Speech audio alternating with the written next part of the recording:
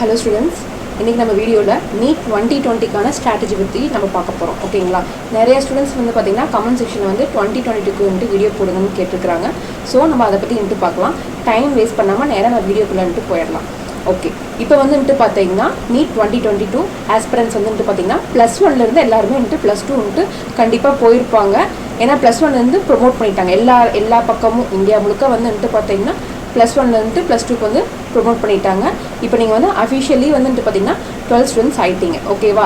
இவ்வளவுலாம் வந்து பாத்தீங்கன்னா 11th ல படிச்சிருக்கலாம், படிக்காம இருந்திருக்கலாம், என்ன வேணா நடந்திருக்கலாம். ஓகேவா? நம்ம இப்ப பார்க்க போறது வந்து பாத்தீங்கன்னா +1 சிலபஸும் வந்து சேர்த்து கவர் பண்ற மாதிரி தான் வந்து பார்க்க போறோம். ஃபர்ஸ்ட் ஒன்னு தெரிஞ்சுக்கோங்க, +1 ல நீங்க படிக்கலனாலும் இந்த 1 இயர்ல வந்து கண்டிப்பா நீங்க நல்லா படிச்சீங்க அப்படி மீன்ஸ் நீங்க ஒரு டெடிகேஷனோட வந்து படிச்சீங்கன்னா கண்டிப்பா இந்த 1 இயர்ல கண்டிப்பா வந்து கிளியர் பண்ண முடியும். ஓகேவா? அதுல எந்த விதமான டவுட்டும் கிடையாது. 2022 ஆஸ்பிரன்ட்ஸ் இருந்தீங்கன்னா ஃப்ரெஷர்ஸ்க்கு நான் சொல்றேன். ரிப்பீட்டர்ஸ்க்கு வந்து இன்னும் வந்து எக்ஸாமே எழுதல. ஸோ ரிப்பீட்டர்ஸ் பத்தி நான் பேசல. இப்போ நான் பேசுறது வந்து பாத்தீங்கன்னா ஃபுல்லா வந்து ஃப்ரெஷர்ஸ்க்கு தான். ஓகேங்களா? ஓகே. நிறைய பேத்துக்கு ஃபர்ஸ்ட் டவுட் என்ன இருக்குன்னு பாத்தீங்கன்னா இந்த 1 இயர் பத்துமா அப்படின்ட்டு ஒரு டவுட் இருக்கும். கண்டிப்பா பத்தும். இந்த 1 இயர் வந்து நீங்க பயங்கர டெடிகேஷனா படிக்கணும். படிச்சீங்க அப்படின்னா கண்டிப்பா வந்து கிளியர் பண்ணிடலாம். இதுல எந்த விதமான டவுட் கிடையாது. ஓகே. நீங்க 0ல இருந்து ஆரம்பிச்சாங்க கூட.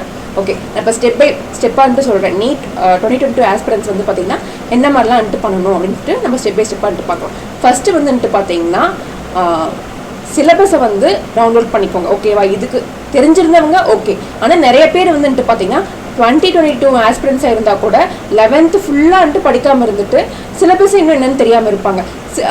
11th படிச்சிருந்தா கூட சிலபஸ் தெரியாம இருப்பாங்க. ஓகேவா? ரெண்டு கேட்டகரியும் வந்து பாத்தீங்கன்னா சிலபஸ்க்கு வந்து அவங்களுக்கு தெரியாது. ஸோ NTA வெப்சைட்ல போய் சிலபஸ் டவுன்லோட் பண்ணிக்கோங்க. நீட்டோட சிலபஸ் டவுன்லோட் பண்ணி உங்களோட நீங்க எங்க இருக்கிறீங்களோ இல்லாட்டி எங்க அடிக்கடி பாக்குறீங்களோ அந்த இடத்துல வந்து பாத்தீங்கன்னா பேஸ்ட் பண்ணிக்கோங்க. ஓகேவா? உங்க சிலபஸ் வந்து பாத்தீங்கன்னா பேஸ்ட் பண்ணிக்கோங்க. ஓகே. அது பண்ணியாச்சு. சிலபஸ்ல என்ன ஏதுன்ட்டு எல்லாம் பார்த்தாச்சு. ஓகேவா?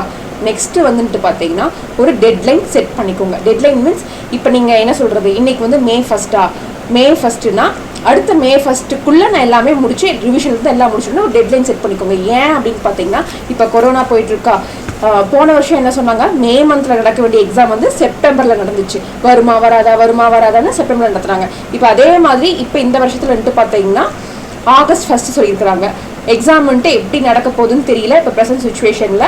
ஸோ அதுவும் நமக்கு தெரியல. அதே மாதிரி அடுத்த வருஷமும் பாத்தீங்கன்னா என்ன அன்சர்டனிட்டி இருக்குன்னு நமக்கு தெரியாது. ஓகேவா?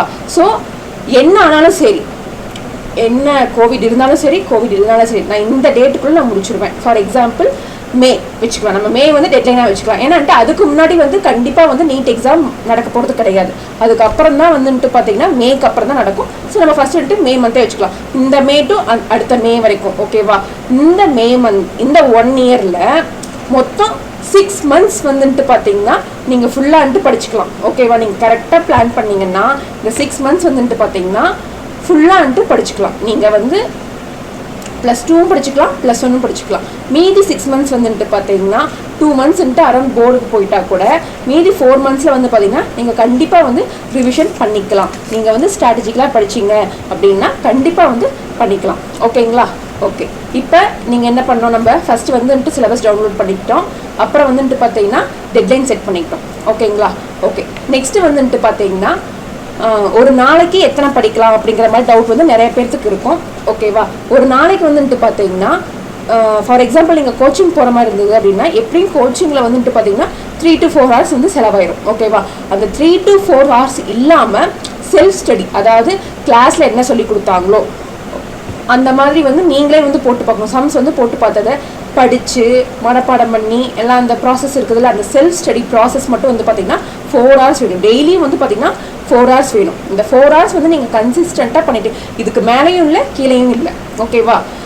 இந்த 4 hours நீங்க கன்சிஸ்டண்டா காலங்காத்தால கொஞ்சம் நேரம், மத்தியானம் கொஞ்சம் நேரம், ஈவினிங் கொஞ்சம் நேரம், கொஞ்சமா டைம் திருடி அந்த 4 hours நீங்க படிச்சிட்டீங்க அப்படின்னா டெய்லியும் இப்ப இருந்து ஒரு வருஷத்துக்கு வெறும் 4 hours, இந்த 4 hours நீங்க படிச்சிட்டீங்கன்னா கண்டிப்பா நீங்க கிளியர் பண்ணி நீங்க ஒரு டாக்டர் கண்டிப்பா ஆயிரலாம். ஓகேவா? நீங்க வந்து வேற லெவல் டாக்டர் கண்டிப்பா ஆயிரலாம். 4 hours தான், ஜஸ்ட் 4 hours. டெய்லியும் 24 hours 4 hours வந்து நீங்க செல்ஃப் ஸ்டடி படிச்சீங்கன்னா அந்த அந்த 4 ஹார்ஸில் வந்து கண்டிப்பாக வந்துட்டு கோச்சிங் வந்து கணக்கில் வரவே வராது. ஓகேவா? அந்த கோச்சிங் வந்து அவங்க சொல்லி தராங்க. நீங்கள் உட்காந்து அவங்க எடுக்கும் போது நீங்கள் ஜஸ்ட் பார்க்குறீங்க, போர்டை வந்து பார்க்குறீங்க. அது அப்படியே என்ன சொல்கிறது, சில பேர் மைண்டில் ஏற்றிக்கலாம், சில பேர் அப்படியே போர்டை ஸ்டார் பண்ணிட்டு கூட இருக்கலாம். ஓகேவா? அது கணக்கே கிடையாது. நீங்கள் வந்து செல்ஃப் ஸ்டடி படிக்கணும். செல்ஃப் ஸ்டடி படிக்கும் போது உங்களுக்கு டவுட் வரும். ஓகேவா? டவுட் வர்றது நீங்கள் போயிட்டு பேங்க்கிட்டையோ இல்லை யார்கிட்டயோ டவுட் கேட்கும். இல்லை அப்படின்னா கூகுளில் சர்ச் பண்ணி பார்க்கலாம். ஓகேவா? பண்ணி டவுட் கிளாரிஃபை ஆகும். ஓகேவா? இதுதான் ப்ராசஸ். இந்த ப்ராசஸ் வந்து நீங்கள் பண்ணிகிட்டே இருக்கணும். அப்போ டெய்லியும் வந்து 4 hours வந்து பார்த்தீங்கன்னா செல்ஃப் ஸ்டடி வேணும். இப்போ நான் வந்து கோச்சிங் கிளாஸ்க்கெலாம் போகல, நான் என்ன மேம் பண்ணுறது அப்படின்னா, இந்த 4 hours செல்ஃப் ஸ்டடின்ட்டு ஒதுக்கிட்டு இப்போ கோச்சிங்க்கு நீங்கள் இப்போ ஸ்டூடெண்ட்ஸ் பார்த்தீங்கன்னா 3 to 4 hours வந்து பார்த்தீங்கன்னா கோச்சிங் கிளாஸ் போகிறவங்க வந்து 3 to 4 hours வந்து டெய்லியும் வந்துட்டு ஸ்பெண்ட் பண்ணுவாங்க. மண்டே டு ஃப்ரைடே வந்து பார்த்தீங்கன்னா கோச்சிங் போகிறவங்க வீக் டேஸில் வந்துட்டு பார்த்தீங்கன்னா 3 to 4 hours கோச்சிங் இருக்குமா. அந்த 3 to 4 hours கோச்சிங் போகிற ஸ்டூடெண்ட்ஸ்க்கு கோச்சிங் போய்க்கிறாங்க. நீங்கள் செல்ஃப் ஸ்டடி பண்ணுற ஸ்டூடெண்ட்ஸ் வந்து என்ன பண்ணணும்னு பார்த்தீங்கன்னா, செல்ஃப் ஸ்டடி பண்ணால் கண்டிப்பாக வந்து யூடியூப் சேனல்ஸ்லாம் போட்டு பார்க்குறோம். யூடியூப் சேனல்ஸ் போட்டு பார்த்து உங்களோட கான்செப்டை வந்து பார்த்தீங்கன்னா கிளாரிஃபை வந்து நீங்கள் பண்ணிக்கலாம். நம்ம சேனல்ஸில் வந்து பார்த்தீங்கன்னா நிறைய வீடியோ போட போகிறோம். கண்டிப்பாக அது பாருங்கள். ஓகேவா? அது இல்லாமல் நிறைய சேனல்ஸ் இருக்குது. NCERT புக்கு நீங்கள் ஓப்பன் பண்ணி படித்தாலே கண்டிப்பாக பாதி இது புரிஞ்சிடும். கெமிஸ்ட்ரி பயாலஜி வந்து நீங்களே படித்தா கண்டிப்பாக புரிஞ்சுக்கலாம். ஃபிசிக்ஸ் மட்டும்தான் பார்த்தீங்கன்னா ஹெல்ப் தேவைப்படும்.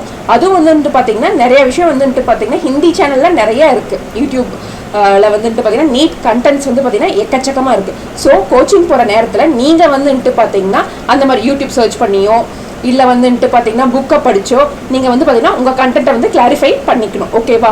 அதுக்கு ஒரு 4 hours ஒதுக்கிட்டு நீங்கள் என்ன படிச்சீங்களோ அந்த டாப்பிக்கை செல்ஃப் ஸ்டடி நேரத்தில் வந்துட்டு பார்த்தீங்கன்னா அனலைஸ் பண்ணி அந்த சம்ஸ்லாம் போட்டு பார்க்கணும், மனப்பாடம் பண்ணிக்கணும். இந்த ப்ராசஸ்லாம் நீங்கள் பண்ணிக்கணும். ஓகேங்களா? Okay, super. நெக்ஸ்ட்டு வந்துட்டு பார்த்தீங்கன்னா படிச்சிட்டிங்க. ஓகே, படிக்கிறது என்னென்னு தெரிஞ்சிச்சு. அடுத்தது பார்த்தீங்கன்னா புக்ஸ் என்னென்ன ரெஃபர் பண்ணலாம் அப்படிங்கிற டவுட்ஸ் வந்து இருக்கும். புக்ஸ்னால் உங்களுக்கு வேறு என்னென்னு நிறைய இருக்கும். ஒவ்வொன்றும் ஒவ்வொரு வீடியோவில் பார்த்தீங்கன்னா கலராக சொல்லுவாங்க, ஒவ்வொரு புக்கு சொல்லுவாங்க. ஓகேவா? அந்த புக்கெல்லாம் வாங்கி படுத்து வேணா தூங்கலாமே ஒழிய அது எல்லாமே படித்தா நீங்கள் என்ன ஆவீங்கன்னா அந்தந்த சப்ஜெக்டில் PhD ஆகலாம். ஆனால் நீட் கிராக் பண்ண முடியுமான்னா டவுட். ஓகேவா? ஃபஸ்ட்டு நீங்கள் புக்குனால நீங்கள் என்ன பண்ணணும் பார்த்தீங்கன்னா NCERT தான் வந்து பார்த்தீங்கன்னா எல்லாத்துக்குமே முக்கியம். ஓகேவா? ஃபிசிக்ஸ்க்காக இருக்கட்டும், கெமிஸ்ட்ரிக்காக இருக்கட்டும், பயாலஜிக்காக இருக்கட்டும், எல்லாத்துக்குமே வந்துட்டு பார்த்தீங்கன்னா NCERT தான் வந்து பார்த்தீங்கன்னா it's a must. NCERT first படிங்க. NCERT படிச்சிட்டிங்களா, எக்ஸம்ப்ளர் போட்டு பாருங்கள். எக்ஸம்ப்ளர் போட்டு பார்த்து இது 2 முடிஞ்சதுக்கப்புறம் ப்ரீவியஸ் இயர் கொஷின்ஸ் நீட்டாக இருக்கட்டும், எய்ம்ஸ்க்காக இருக்கட்டும், அப்புறம் வந்துட்டு பார்த்தீங்கன்னா JEE மெயின்ஸ்க்காக இருக்கட்டும், இதை வந்து நீங்கள் ஃபஸ்ட்டு சால்வ் பண்ணணும். ஓகேங்களா? இதெல்லாம் பண்ணி முடிச்சுட்டா ஒவ்வொருத்துக்கும் ஒவ்வொரு ரெஃபரன்ஸ் புக்ஸ் இருக்குது. ஓகேவா? இது வந்து மஸ்ட் ஹேவ் புக்ஸ். எது? NCERTs. ரெஃபரன்ஸ் புக்ஸ் பார்த்தீங்கன்னா ஃபிசிக்ஸ்க்கு மட்டும். ஓகேவா? ஃபிசிக்ஸ்க்கு மட்டும் வந்துட்டு பார்த்தீங்கன்னா HC வர்மா, அப்புறம் அது இல்லைன்னா DC Pandey புக்ஸ். ஓகேவா? DC Pandeyல இந்த அப்ஜெக்டிவ் டைப் கொஷின்ஸ் புக் இருக்கும்ல, HC வர்மா இல்லைனா வந்து பார்த்தீங்கன்னா DC Pandey. அது HC வர்மாலன்ட்டு பார்த்தீங்கன்னா 2 டைப் ஆஃப் கொஷின்ஸ் இருக்கும். ஒன்று டிஸ்கிரிப்டிவ் டைப்ஸ் கொஷின்ஸ் இருக்கும், அப்ஜெக்டிவ் இருக்கும். ஓகேவா? அந்த டிஸ்கிரிப்டிவ் டைப்ஸ்லாம் வந்துட்டு பார்த்தீங்கன்னா இந்த லாங் ஆன்சர் கொஷின்ஸ்லாம் வந்துட்டு பார்த்தீங்கன்னா JEE அட்வான்ஸ்டு. ஓகேவா? JEE மெயின்ஸ் கூட கிடையாது, JEE அட்வான்ஸ் லெவல் கொஷின்ஸ். அதெல்லாம் நம்ம நீட் ஆஸ்பிரன்ஸ் வந்து போடணுங்கிற அவசியம் கிடையவே கிடையாது. நீங்கள் வந்துட்டு பார்த்தீங்கன்னா அதில் வந்து MCQ கொஷின்ஸ் மாதிரி இருக்கும், இல்லைனா ஷார்ட் ஆன்சர்ஸ் மாதிரி இருக்கும். அதில் பார்த்தாலே உங்களுக்கு தெரியும். அதில் வந்துட்டு பார்த்தீங்கன்னா என்ன சொல்கிறது, ஷார்ட் ஆன்சர் டைப் கொஷின்ஸ் இருக்கும் HC வர்மாவில். அதை மட்டும் சால்வ் பண்ணுங்கள். கான்செப்ட் வந்து எக்ஸாம்பிள் சம்ஸ் இருக்கும், அந்த எக்ஸாம்பிள் சம்ஸ்ன்ட்டு பார்த்துட்டு அந்த ஷார்ட் ஆன்சர்ஸ் இருக்கும், அதை இது பண்ணுங்கள் HC வர்மாவில். ஓகேவா? ஃபிசிக்ஸில் வந்து நீங்கள் எப்போ NCERT எக்ஸம்ப்ளர் முடிச்சதுக்கப்புறம் ப்ரீவியஸ் இயர் கொஷின் முடிச்சதுக்கப்புறம் அதுக்கப்புறம் HC வர்மாக்கு வந்துக்கலாம். இல்லை அப்படின்னா NCERT எக்ஸம்ப்ளர், அதுக்கப்புறம் வந்துட்டு பார்த்தீங்கன்னா HC வர்மா, அதுக்கப்புறம் ப்ரீவியஸ் இயர், இந்த ஆர்டர். ஆனால் ஃபஸ்ட்டு ஆர்டர் வைஸ் பார்த்தீங்கன்னா NCERT எக்ஸம்ப்ளர். ஓகேவா? இது முடிச்சுக்கணும். ஃபிசிக்ஸ்க்கு எத்தனை புக் அப்படின்னு பார்த்தீங்கன்னா +1ல் 2 வால்யூம், +2ல் 2 வால்யூம். அதே மாதிரி NCERT எக்ஸம்ப்ளரும் அந்த புக்கும் நீங்கள் சேர்த்திக்கணும். +1 +2 NCERT புக்ஸ் ப்ளஸ் எக்ஸம்ப்ளர். ஓகேவா? இது முக்கியம். இதுக்கப்புறம் வந்து HC வர்மா இல்லைன்னா DC Pandey புக் வந்து பண்ணிக்கலாம், ப்ரீவியஸ் இயர் கொஷின்ஸ். ஓகேவா? அதே மாதிரி கெமிஸ்ட்ரியில் வந்துட்டு பார்த்தீங்கன்னா NCERT பயாலஜிக்கு எப்படி படிக்கிறீங்களோ அதே மாதிரி NCERT. ஓகேவா? அதை தவிர்த்துட்டு பார்த்தீங்கன்னா என்ன சொல்கிறது, ப்ரீவியஸ் இயர் கொஷின்ஸ் அதே மாதிரி சேம் ப்ரீவியஸ் இயர் கொஷின்ஸ் இருக்கும். ஆஸ்வல் புக்லாம் இருக்கும். ஆஸ்வல் MTGயில் வந்துட்டு பார்த்தீங்கன்னா சாப்டர் வைஸாக சால்வ் பண்ணுற அப்ஜெக்டிவ்ஸ் டைப் கொஷின்ஸ் இருக்கும் ஓகேவா. அந்த மாதிரி இது வந்து பார்த்தீங்கன்னா என்சிஆர்டி படிச்சுட்டு அந்த ஒவ்வொரு கொஷினை வந்துட்டு சால்வ் பண்ணி பாருங்கள். சால்வ் பண்ணிவிட்டு ப்ரீவியஸ் இயர் கொஷின்ஸ் ஓகேவா, அதே தான். அடுத்தது பயாலஜியில் வந்துட்டு பார்த்தீங்கன்னா என்சிஆர்டி தான். போன வருஷம் 90 கொஷின்ஸில் 88 கொஷின்ஸ் வந்து டைரெக்டாக அப்படியே என்சிஆர்டிலேருந்துட்டு கேட்டுருக்குறாங்க. வேறு எந்த புக்கும் வேண்டாம், ஃபஸ்ட்டு நீங்கள் இதை முடிங்க. இதை வந்து இந்த ஒரு வருஷத்தில் வந்துட்டு படித்தாலே கண்டிப்பாக வந்துட்டு கிளியர் பண்ணி கண்டிப்பாக நீங்கள் டாக்டர் ஆகிடலாம் ஓகேங்களா. ஸோ அது ஒருவேளை பயாலஜி எல்லாமே முடிச்சிட்டேன், நான் எல்லாமே தரவாக இருக்கிறேன், +1லேயே பாதி இது முடிச்சிட்டேன், பயாலஜி எனக்கு இன்னொரு புக்கு சொல்லுங்கள், நான் எல்லாமே முடிச்சிட்டேன், எனக்கு வந்துட்டு பார்த்தீங்கன்னா டைம் எக்கச்சக்கமான டைம் இருக்குது, நான் வந்து +2 போர்டு எக்ஸாமுக்கும் படிச்சிட்டேன், போர்டில் வந்து மேத்ஸ் குரூப் ஒருவேளை எடுத்துருந்தீங்கன்னா நான் மேத்ஸுமே படிச்சுட்டேன், எனக்கு கண்டிப்பாக ஏதாவது சொல்லுங்கள் அப்படிங்கிற பட்சத்தில் வந்து பார்த்தீங்கன்னா ட்ரூ மேன் இருக்குது ஓகேவா, அப்ஜெக்டிவ் ட்ரூ மேன் அப்படின்ட்டு இருக்கும் ஓகேவா. அந்த புக்கு வந்து பார்த்தீங்கன்னா ஓரளவுக்கு இம்பார்ட்டன்ட் புக் ஓகேவா. இது போதும், என்சிஆர்டியே போதும். 99.999% வந்து பார்த்தீங்கன்னா என்சிஆர்டியே போதும்.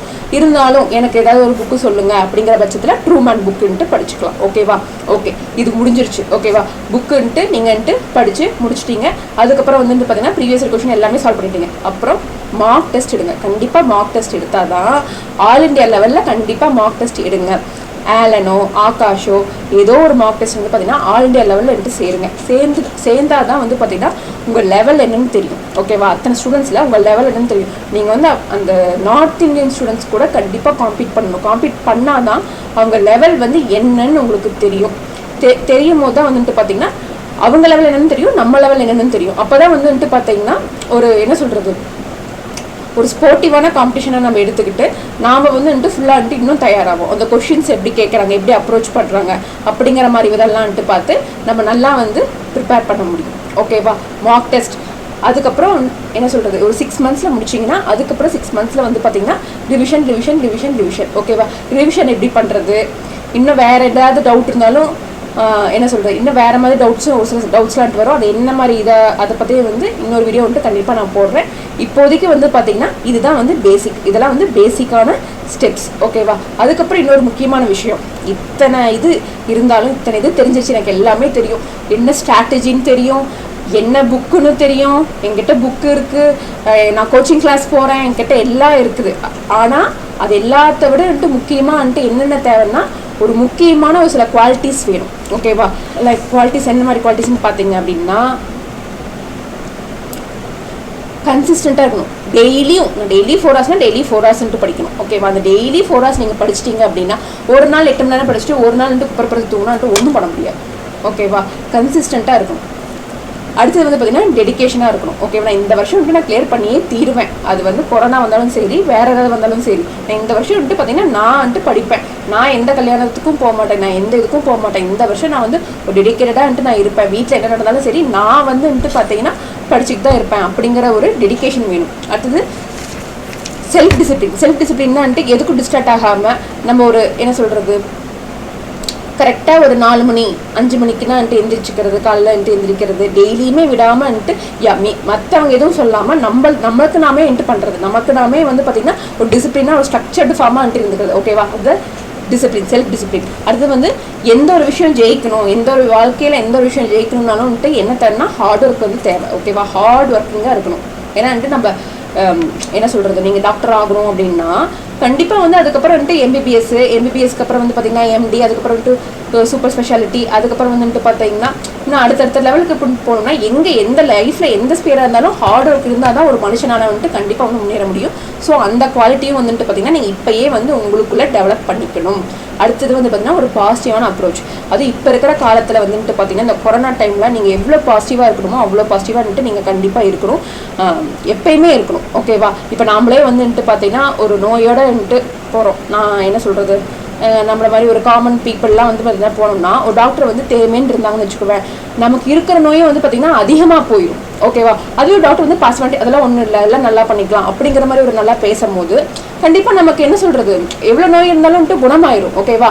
அந்த மாதிரி அப்ரோச் பார்த்திங்கன்னா நீங்கள் இப்போ இருந்தே வளர்த்திக்கணும். என்ன இதானாலும் இல்லை நான் நல்லா படிச்சிருவேன், ஏதோ ஒரு காரணத்தினால அப்படி ஆயிடுச்சு, நான் நல்லா படிச்சிருவேன், நம்ம கொஷின் ஈஸியாக தான் வரும், நம்ம படிக்கிறதுன்ட்டு கண்டிப்பாக வரும், நம்ம நல்ல இதில் தான் போயிட்டுருக்கோம், மித்தவங்க நெகட்டிவ் என்ன ஆயிரும் இல்லை லைக் என்ன சொல்கிறது, நிறைய நெகட்டிவிட்டி இருக்கும் நம்மளை சுற்றி வந்து பார்த்தீங்கன்னா நீ எல்லாம் நீட் படிக்கிறியா உன்னாலாம் பண்ண முடியுமா அப்படிங்கிற மாதிரி நிறைய நெகட்டிவிட்டி வரும். நீங்களே வந்துட்டு நிறைய ஃபேஸ் பண்ணுவீங்க. இதுக்கு மேலே நெகட்டிவிட்டிஸ் வந்து எக்கச்சக்க நெகட்டிவிட்டிஸ் வந்துட்டு வரும். ஓகேவா?